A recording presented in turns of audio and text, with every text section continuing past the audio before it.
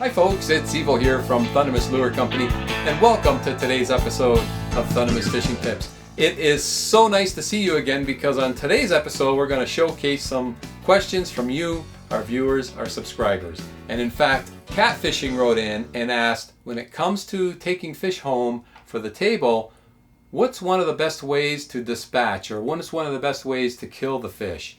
So we get asked this question quite often, so it must be on people's minds. And short of taking the fish with a sharp, hard blow to the back of the head, which many people don't like to do, and you have to hit them in the right spot to be effective, the absolute best way is just to take the fish, put them in a cooler filled with ice, you're good to go. Now Wojciech wrote in and he asked, after watching an episode, if we happen to keep a smaller pike.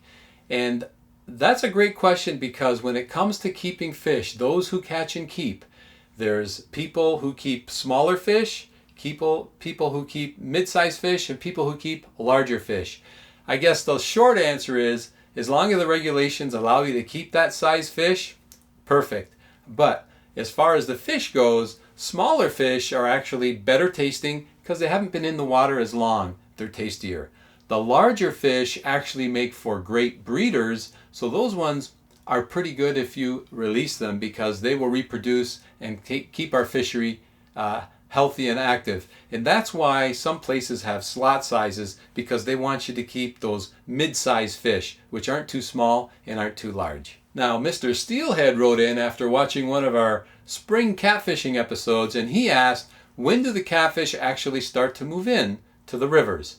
Well, depending on where you are, if you're in, let's say, somewhere in central U.S. like Virginia, you're looking at the month of March. But northern U.S. and here in southern Ontario and into Canada, you're looking at more April.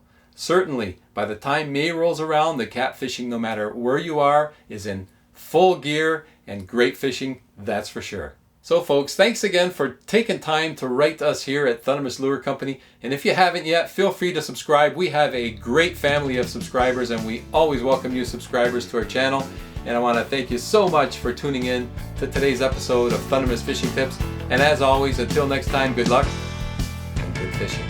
Line, on the other hand, thick line, it handles very, very well. Whereas with the spinning reel, it doesn't handle heavy line well at all. It comes off like a coil.